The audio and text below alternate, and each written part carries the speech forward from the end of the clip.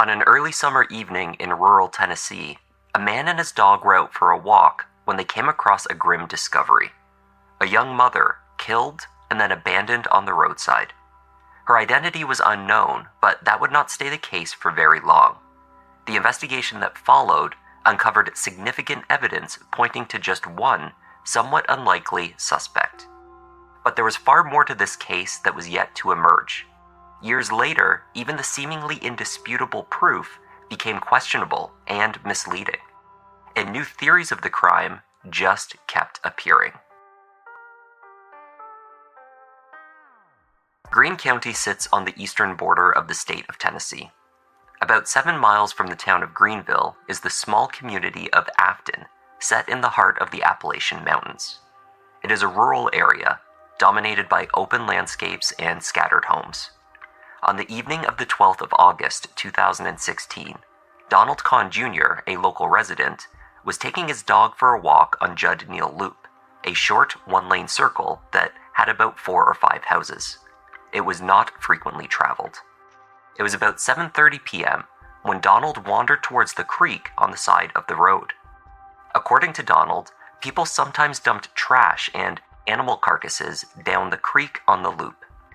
But on that evening, someone had left more than an animal carcass in the woods. There, lying next to 2 trees and near to a barbed wire fence, he came across a woman's body. Donald stood at least 6 feet away. He saw no need to approach her for a clearer view. A call to 911 was placed upon his return home, bringing local law enforcement, followed by the TBI, the Tennessee Bureau of Investigation, out to Judd Neal Loop. Greene County Sheriff's Department Detective James Randolph arrived on scene at roughly 9:30 p.m., 2 hours after Donald had made the discovery. The detective observed that the victim was a younger woman. She appeared to have suffered significant head trauma and had reddish-brown stains on her clothing. He also found that she had bruises on her arms, cuts on her hands, and what appeared to be a broken finger. It was deduced that the wooded area where she was found was not likely where she had been killed. There was no identification on the victim, but only hours later, a concerned mother and a fiancé turned up at the Greenville police station. 21-year-old Jessica Morrison had been missing since that afternoon. The young mother of 2 had left her boys, aged 1 and 3, with their grandmother and had not returned home. She had been 16 weeks pregnant. Jessica Morrison had been identified by the photos of her tattoos that her mother, Tammy, had shown to police at the station that night. Tammy and Jessica's fiancé, Gary Ely, had sought out police assistance at about midnight, following hours of being unable to reach Jessica by phone or ascertain her whereabouts. They were initially told it was too soon to make a missing persons report. Jessica had only been missing for a few hours at that point, not days. But unfortunately, their worst fears about Jessica's well-being had materialized when law enforcement realized Jessica was the victim discovered out on Judd Neal Loop. An autopsy revealed that Jessica had died as a result of multiple blunt force injuries to the head. She also had abrasions and contusions to the chest and back, and the ring finger on her right hand was fractured. Investigators deduced that the blows had been delivered by a tire iron or something similar, but the murder weapon was not located. Law enforcement began scouring the area in case a weapon had been discarded in the vicinity. In doing so, they discovered items of potential significance scattered on the roadside. On Tyne Gray Road, they found a pair of shorts, a diaper, and paperwork related to Jessica's eldest son's doctor's appointment. He had just undergone oral surgery that morning. Searching Babbs Mill Road, investigators found pieces of Jessica's cell phone cover, a medical wristband with her child's name printed on it, pieces of her driver's license, a pack of Marlboro cigarettes, and a bag of cereal. Additional items such as medical paperwork for the 3-year-old was found scattered on Betsy Ross Road. That was about 3 miles from Judd Neal Loop. Tammy and Gary told police that they had already been tracking down Jessica's movements that day. The last person to see her alive, they said, was her eldest son's grandmother, Vonda Smith. Vonda's son, William Smith, had a short-lived relationship with Jessica several years earlier. The result of their 2 to 3 week fling was 3-year-old Channing. William has stated that the two had not been together romantically since. Although William and Jessica had long since ended their relationship, Vonda, the proud grandmother, had been a regular presence in the lives of Jessica and her 2 boys. When Jessica could not be reached, Tammy went out to Vonda's. There, she found her grandsons in Vonda's care, but Jessica had been dropped off at home hours earlier, Vonda said. Tammy said she felt that something was off. There had been tension between Vonda and both Gary and Tammy for some time. Jessica had arranged for Vonda to babysit her children that weekend, but according to Gary, Jessica had canceled those plans last minute, and the older woman had not been pleased. Tammy and Gary agreed one thing about Vonda. She inserted herself too forcefully into the lives of the boys. This is what they told law enforcement on the night of Jessica's death. It was 2 a.m. by the time detectives arrived at the home Vonda Smith shared with her husband Roger on Davis Valley Road. It was roughly 3 to 4 miles from the loop where Jessica had been discovered. Detective Randolph and his colleague recorded the interview conducted with the grandmother that night. The detective had the unenviable task of telling Vonda that the mother of her grandson was found dead. We need to talk to you for just a minute. Me? We got to give some information. We found Jessica. She's sitting really flat back to the she's dead. Is there anything you can think of to help us? And Jessie's dead? I did not see her. He asked Vonda to explain when she had last seen or spoken to Jessica. Vonda did not, as Tammy had claimed, state that she had driven Jessica to her home. She instead told the detectives that Jessica had turned up at her work at about 1 p.m. that afternoon, asking for help with the boys. The youngest, Camden, only 1 year old, was acting out. She couldn't do anything with him, Vonda stated. The 50-year-old had been an insurance clerk at Laughlin Hospital for 25 years. But her family was her top priority. So when Jessie showed up that day, she left work and the two went to Food City to buy groceries for her and the boys.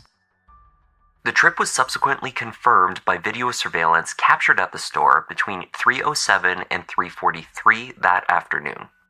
The bags of groceries were then dropped off at the home Jessica shared with her fiancé Gary and his father, J.D. Ely.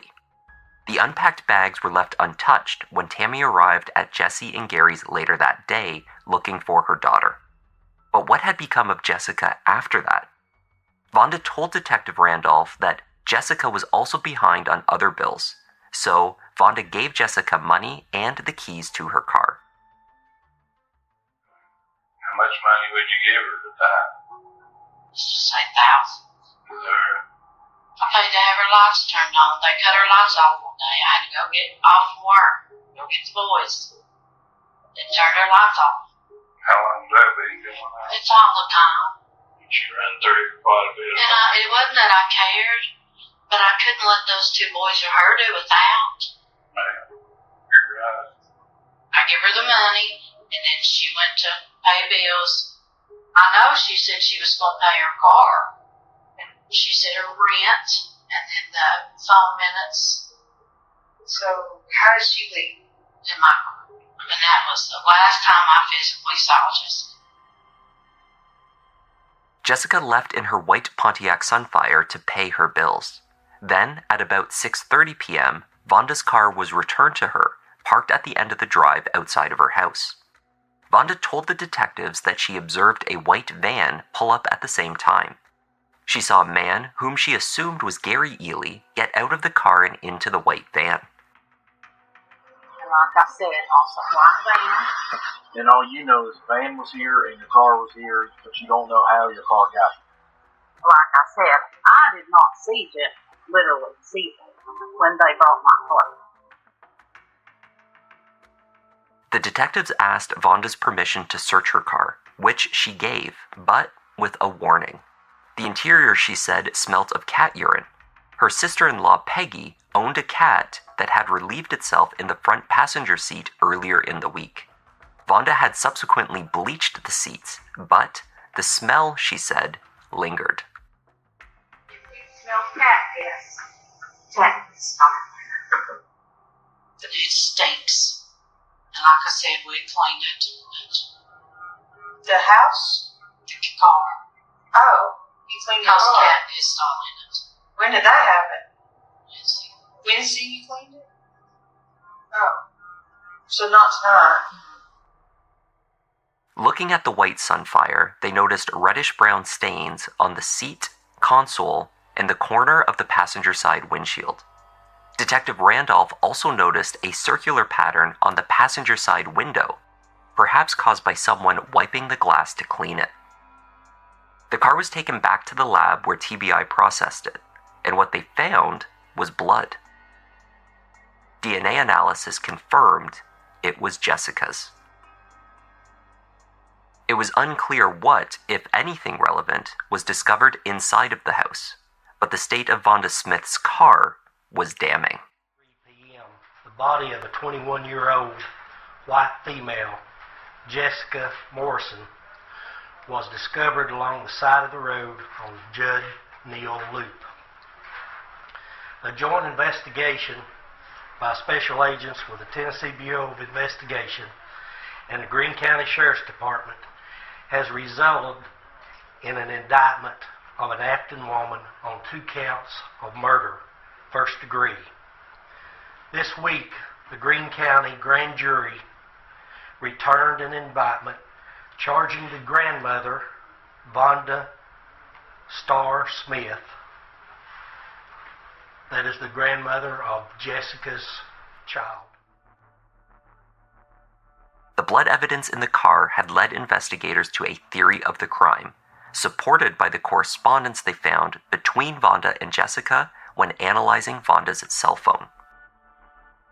The grandmother had grown accustomed to caring for Jessica's 2 boys regularly, sometimes 3 to 4 days a week. But more recently, Jessie had been keeping them at home or with her other family members. Having patched up her rocky relationship with her mother, she had also been canceling time with Vonda in favor of spending more time at Tammy's. That weekend, Jessica had yet again abruptly canceled plans to have both boys stay with Vonda. Detectives believed that this was the trigger. After all of the help Vonda continued to provide to Jessie, and she was being denied time with the boys. I'm sure she wanted to keep the boy, and Jessie told her no. He had had surgery that morning. And I guess it just got out of hand. There were arguably a few inconsistencies with the state's theory. Perhaps the most glaring was that Jessica had been the victim of a sustained and brutal attack consisting of multiple blunt force blows. Her own defensive wounds indicated that she had put up quite a fight. Vonda's defense questioned whether she was even physically capable of this act. 52-year-old Vonda Smith stood 2 inches shy of 5 feet in height, that is 147 centimeters. Vonda was also in admittedly poor health and overall physical condition. 21-year-old Jessica Morrison, conversely, was in good health and was 5 foot 6 inches tall. There had been no drugs or alcohol in her system, only a small amount of caffeine. Furthermore, Detective Randolph observed no scratches or bruising anywhere on Vonda Smith when he visited her home on the night of the murder. Could Vonda have committed this brutal murder without leaving a single mark visible anywhere on her body? Key to Vonda's defense was the ability to corroborate key elements of her story. First, that she had provided both cash and her card to Jessica after their grocery shop at roughly 4 p.m. If Vonda had given Jessica $1,000 to pay her bills that evening, this cash was unaccounted for. Investigators found that no bills had been paid. Indeed, her rent and utilities were not overdue, as Vonda had stated. Nevertheless, there there were only a few cents discovered in Jessica's pocket when she was found. The money, if it had existed, was gone. Vonda's defense presented a series of witnesses that called into question the timeline of events that day. First, two of Jessica's neighbors, Edward Hitchens and Jason Matthews, each independently seemed to confirm that Jessica had been at home at around 5 to 5:30 that day, and crucially, that a white van, similar to the one Vonda had reported seeing, was present at her property. Edward testified that he saw two men inside a white van at roughly this time. Jason then testified that he saw Jessica arrive home in a car at about 5 p.m. and then get into a white van. So who owned a white van that could have been seen by Jason at Jessica's house that evening? It seems that Gary's father, J.D. Ely, had spent the day with a friend, a man named Dudley Hudson. And Dudley, it turns out, owned an older work van, white in color, and was driving it with J.D. that day. J.D. told the police that he and Dudley stopped by the home around 4:30 or 5 p.m. When he testified in court, however, he revised this to 3 p.m. Each of the two friends, J.D. and Dudley, provided each other with an alibi that accounted for their movements throughout the full day and evening of August 12th. However, JD's credibility was questioned when he was asked about drug activity and weapons charges pending against him from the previous year. On the stand, JD took the Fifth Amendment against self-incrimination in response to these questions. He also claimed that he did not have drugs in his system on the day Jessica was killed. Vonda's defense also sought to verify her claims that she cleaned her car days before the blood was discovered inside it, not the night of the murder. Peggy Carter, Vonda's sister-in-law, told the jury that while Vonda was visiting with her and her husband the previous weekend, they saw her cat exiting the Pontiac Sunfire. Peggy told them that the cat had probably sprayed the car. She said that the cat had done this on other occasions, and she later had a conversation with Roger about removing the smell. She told him to try using some bleach. The bleaching of the bloodstains certainly suggested that Vonda was trying to cover her tracks. However, Vonda maintained that there was no blood in the car when she used it again that evening. At roughly 7 p.m. on the 12th, Vonda arrived, driving her Sunfire, at the home of a woman named Sharon Bergner. Sharon was also a grandmother. She and Vonda were friendly. Sharon's home was about 20 miles from Vonda's house, and the drive would usually take about 40 minutes. Vonda arrived to collect Sharon's granddaughter, 9-year-old Emma. Emma was the daughter of her son William's girlfriend. Sharon Bergner testified that she and Vonda discussed a cat having urinated in the car at Aunt Peg's. Grossed out by this, Emma retrieved a towel upon which to sit when she got into the passenger seat. Sharon stood on both sides of the car during their interaction, and Emma had climbed inside. Crucially, both claimed that there were no bloodstains visible to them at 7 p.m. that night. She would not have allowed young Emma to get into the car had she seen bloodstains on the seats, Sharon said. Yet, this interaction occurred only a half an hour before Jessica was discovered on the loop. If the car had been used to transfer her, the stains had to have already been there. DNA samples collected from Jessica also painted a murky picture. The TBI found that there were at least 3 different DNA profiles, all determined to be male, found under Jessica's fingernails. These samples were limited, meaning finding an exact match would be difficult, but they were nonetheless tested against men with known connections to Jessica. These were her 2 young boys, Vonda's husband Roger Smith, Vonda's son William Smith, as well as her fiancé Gary, his father J.D. Ely, and J.D.'s friend Dudley Hudson. All of these men were excluded as sources of the fingernail DNA.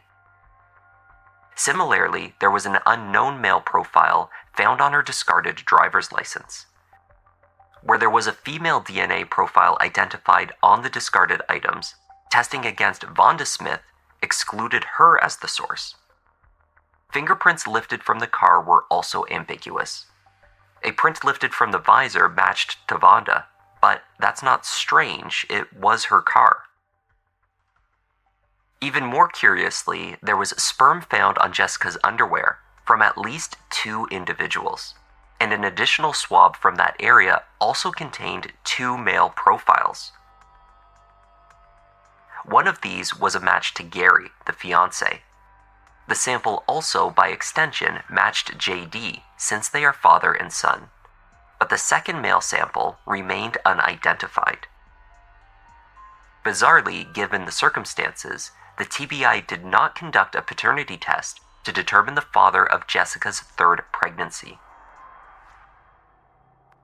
Gary, as well as others, assumed the child to be his. Tammy Morrison testified at Vonda's trial, however, that Gary and Jessica had broken up for a period of 2 months in March of that year, 4 to 5 months before her death.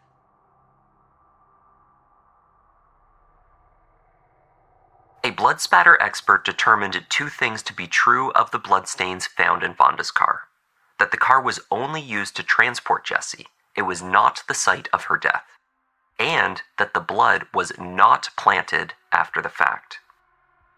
This was determined by the placement of the stains, which appeared to have formed from a figure Jessica's size seated in the passenger seat.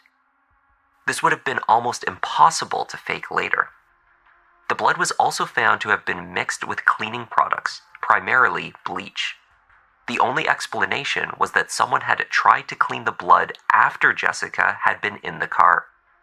Whether she was the one who delivered the blows or not, Vonda had almost certainly been the one to clean the car.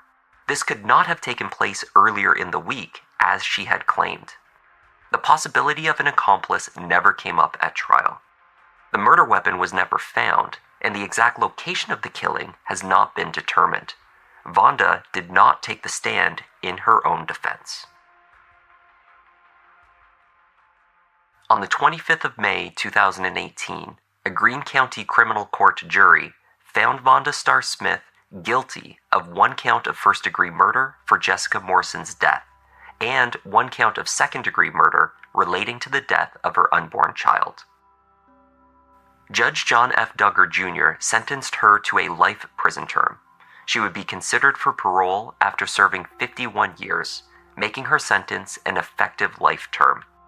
Vonda was also handed an additional 25 years for the second-degree murder charge, though the sentences are to be served concurrently.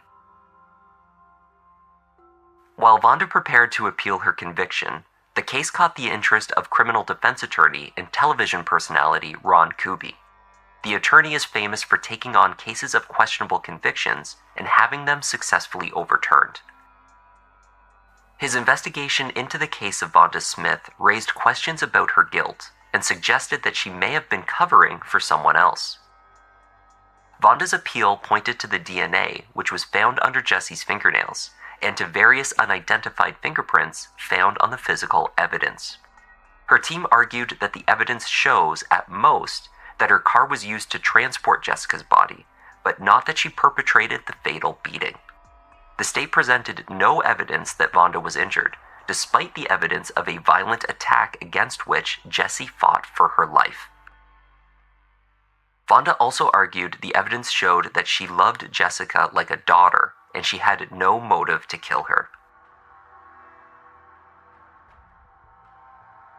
Vonda's appeal was denied. Afterwards, she spoke with Ron Kuby and his team. She said it wasn't Gary Ely that she saw dropping off her car that evening with the white van after all. She had accepted that Gary had an alibi. He was at work until at least 7 p.m. In a bombshell accusation offered too late to help her defense, Vonda now claims that the man she saw with her car that night was her son, William.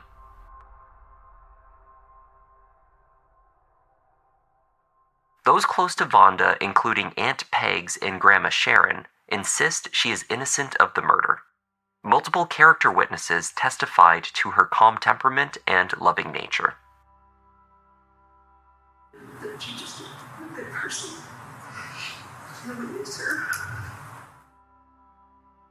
Vonda's husband Roger and son William remain confused by her more recent claims. Tammy Morrison has since had her own encounter with law enforcement, as has J.D. Ely, who is currently serving time in a federal prison for drug charges. In addition to the investigative dive performed by Ron Kuby and his team, there has been a book published by local residents, and many blogs created, arguing passionately for Vonda's innocence. And that was the tragic story of Jessica Morrison and the conviction of Vonda Smith.